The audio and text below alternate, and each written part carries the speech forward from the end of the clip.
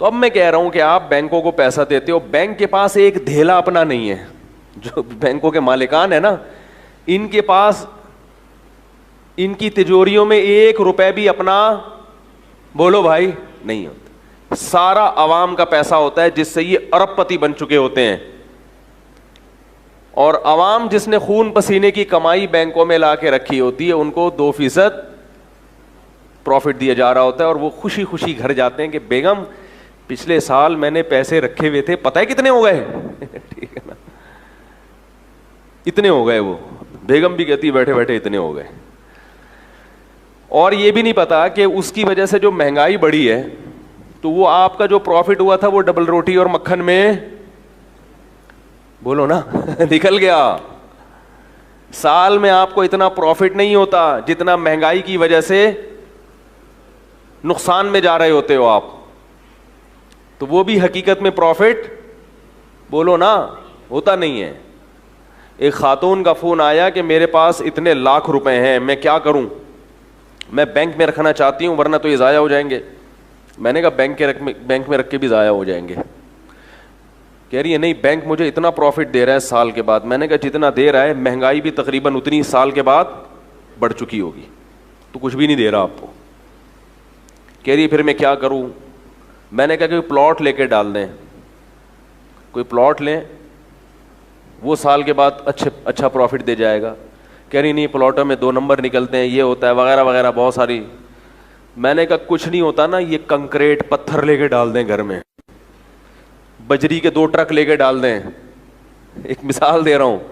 ہر چیز سال کے بعد جو آپ کو پروفٹ دے گی نا, وہ بینک کے پروفٹ سے کچھ بھی نہیں.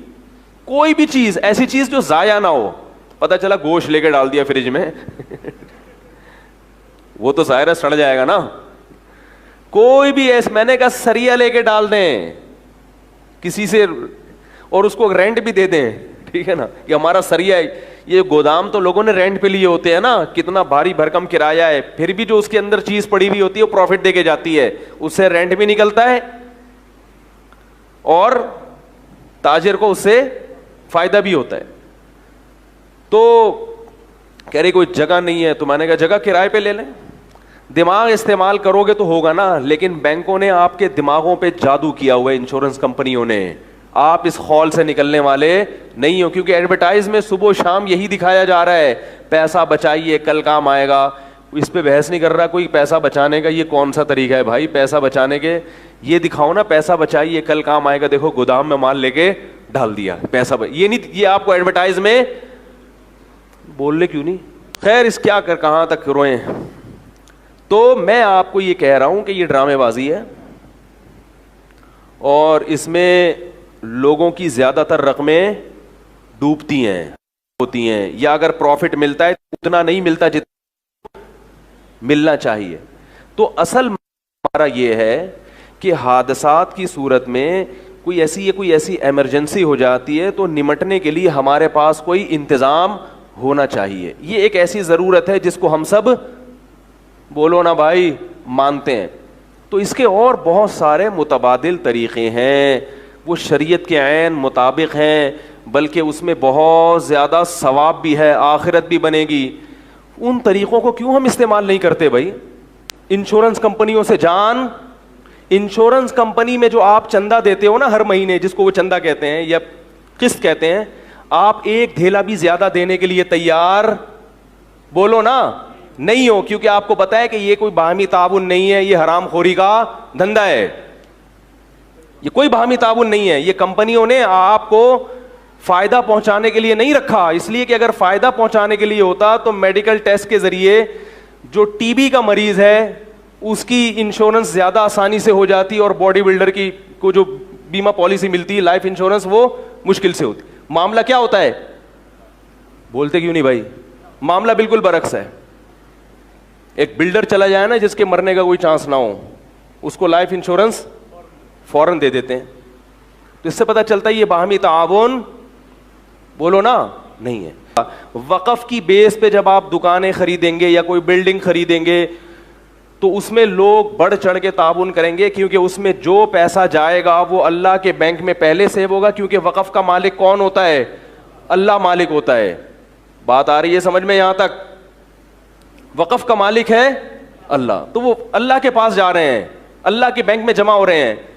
پھر اگر وہ آپ پہ استعمال نہ بھی ہوئے تو آپ کے کسی بھائی پہ استعمال ہو جائیں گے, آخرت میں صدقہ جاریہ بن جائے گا.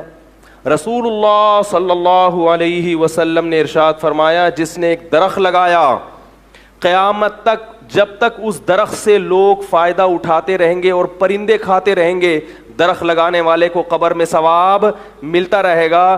درخت کا فائدہ زیادہ ہے یا تارک روڈ میں دکان لے کے وقف کرنے کا فائدہ زیادہ ہے؟ دکان, درخت سے زیادہ تھوڑی دیر کو سایہ ملے گا اور پرندوں کو گھونسلہ بنا لیں گے, یہی ہوگا نا. جبکہ آپ جب تارک روڈ میں دکان لے کے وقف کریں گے تو اس کی آمدن سے لوگوں کی ٹانگیں جڑیں گی. سمجھ رہے ہو؟ کوئی ٹی بی کا مریض ٹھیک ہو جائے گا, کسی کے گھر کا چولہا جو بند ہو چکا تھا وہ جلنا, اور آپ مر جاؤ گے. تو یہ کیونکہ وقف قیامت تک کے لیے ہوتا ہے. بھائی میں اپنی بات سمجھا پا رہا ہوں؟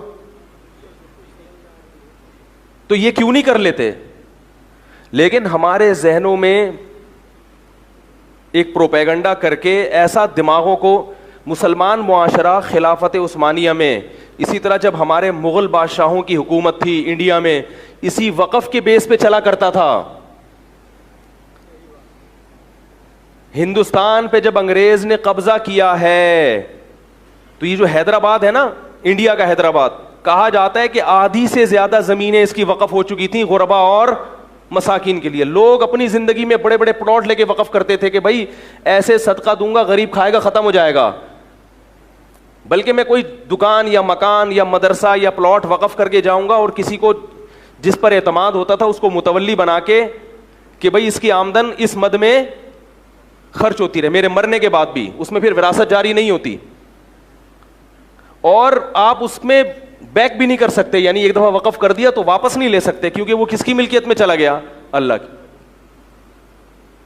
حضرت عمر رضی اللہ تعالی عنہ نے باغ وقف کیا, اپنا باغ, وہ باغ آج تک مدینہ منورہ میں, ارے جملہ تو مکمل کریں نا, موجود ہے. حضرت عمر کا وقف کیا ہوا باغ. وقف میں ایک بڑی مزے کی بات یہ ہے کہ وقف میں آپ یہ بھی شرط لگا سکتے ہیں کہ اس سے جو ارننگ ہوگی اس سے میں خود بھی فائدہ اٹھا سکتا ہوں. شروع میں شرط لگا دیں تو آپ کے لیے بھی فائدہ اٹھانا جائز ہو جائے گا کہ بھائی میری اگر ٹانگ ٹوٹ گئی, اللہ نہ کرے, میری نہیں اگر آپ جب وقف کر رہے ہیں تو میرا بھی علاج انہی پیسوں سے ہوگا, میرے بچوں کا بھی ہوگا, میرے گھر والوں کا بھی ہوگا, اگرچہ آپ مالدار ہی کیوں نہ ہو, کیونکہ وقف مالداروں پہ بھی ہو سکتا ہے.